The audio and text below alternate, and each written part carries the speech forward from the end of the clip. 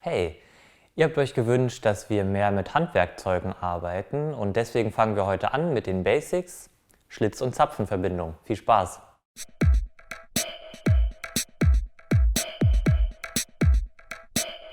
Wir machen das Ganze heute hier in Hartholz und warum machen wir das so? Weichhölzer sind einfach kein gutes Übungsholz, meiner Meinung nach, weil die Faserstruktur ganz anders ist als bei harten Hölzern. Das heißt, wenn wir nachher mit dem Stecheisen arbeiten, dann funktioniert das bei Weichhölzern einfach nicht so gut wie bei Harthölzern. Also probieren wir es gleich mit dem richtigen Holz. Ja, und fangen jetzt erstmal an, zeichnen uns hier ein, wie die Verbindung aussehen soll und dann geht's weiter.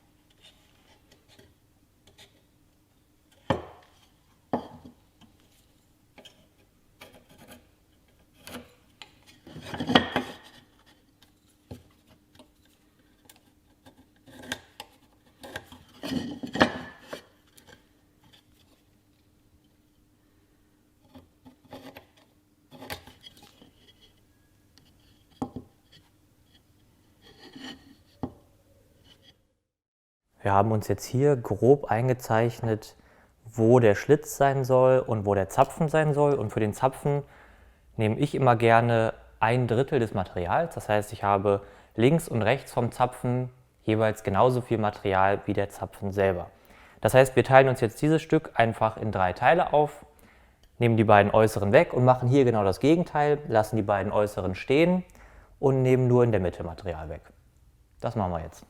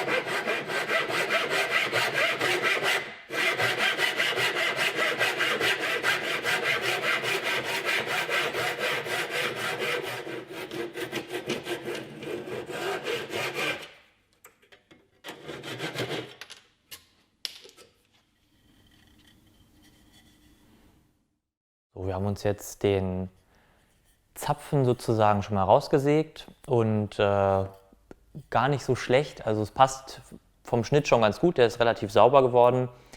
Wenn wir nachher alles anpassen, gehen wir noch mal ein bisschen mit dem Eisen ran und verfeinern die Form ein bisschen. Jetzt müssen wir uns aber erstmal einzeichnen, wie groß der Schlitz werden soll. Und dafür habe ich mir die Fläche hier einmal noch mal ganz kurz glatt geschliffen, damit alles schön aufliegt. Und ja, wie ich meinen Schlitz einzeichne, das zeige ich euch jetzt.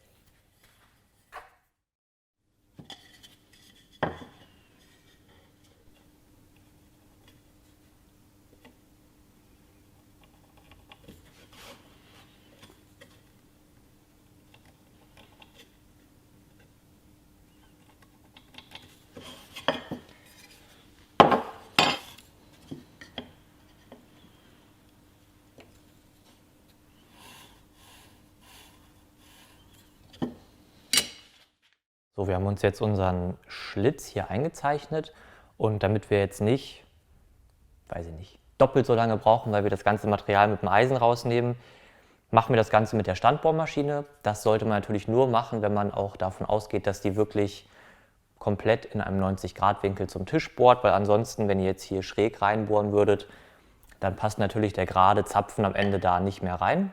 Meine Standbohrmaschine bohrt aber gerade und deswegen bohren wir da jetzt noch ein bisschen Material weg. Also wir haben hier einen 1 cm breiten Zapfen. Das heißt, wir könnten den Schlitz jetzt theoretisch mit einem 10er Bohrer ausbohren. Das machen wir aber nicht. Ich werde mit einem 9er Bohrer bohren, denn wir wollen ja auf gar keinen Fall, dass die Verbindung an sich am Ende zu locker ist. Wir möchten es ja eher etwas enger haben, damit wir dann mit der Feinarbeit das Ganze wirklich perfekt einstellen können. Das heißt, wir werden jetzt hier mit einem 9er Bohrer erstmal das Material entfernen.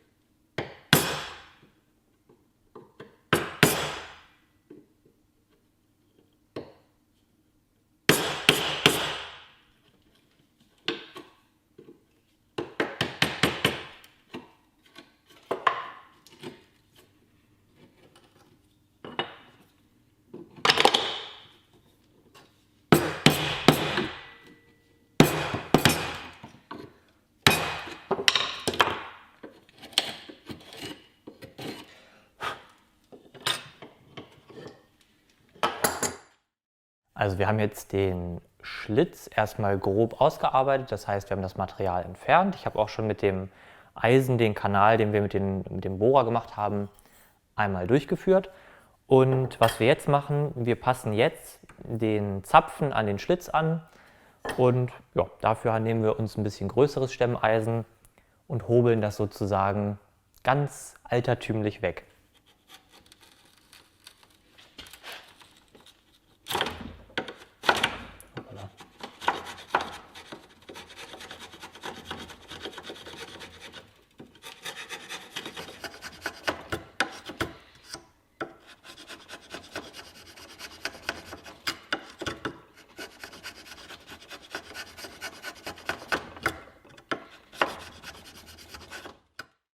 Ich habe jetzt mit verschiedenen Eisen sehr, sehr wenig Material hier nochmal abgetragen und das sollte man auch langsam machen, denn wir wollen ja am Ende, dass das Ganze auch gut zusammenpasst. Und so wie hier sehen wir jetzt, dass mit Druck das Ganze schon sehr, sehr gut zusammengeht und kein lockerer Quatsch ist, sondern das ist dann wirklich stabil. Es ist natürlich trotzdem so, dass wir die Verbindung von Hand zusammengeschoben bekommen, was wichtig ist, denn wenn die Verbindung zu eng wäre, würde durch die Bewegung im Holz eventuell das Ganze irgendwann mal ausleiern und kaputt gehen. So mit ein bisschen Kraft geht das Ganze super zusammen und ja, ist jetzt schon super stabil. Also theoretisch gesehen würde das ja fast schon ohne Leim halten. Ja, wir stecken es jetzt mal richtig zusammen und dann sehen wir, wie das Ganze von Nahem aussieht. So, jetzt habe ich mich direkt selber inspiriert. Das Ganze passt ja, wie ich gerade gesagt habe, schon relativ gut zusammen. Und wie man das Ganze auch ohne Leim hinbekommt, das zeige ich euch jetzt einfach. Das heißt, wir erweitern die Verbindung jetzt, indem wir in unseren Schlitz noch ein paar Schlitze machen und dann hier oben 2 Keile eintreiben. Das heißt, wir haben dann am Ende eine Schlitz- und Zapfenverbindung, die ohne Leim super festhält. Und ja, die Erweiterung, die machen wir jetzt. Passt super gut.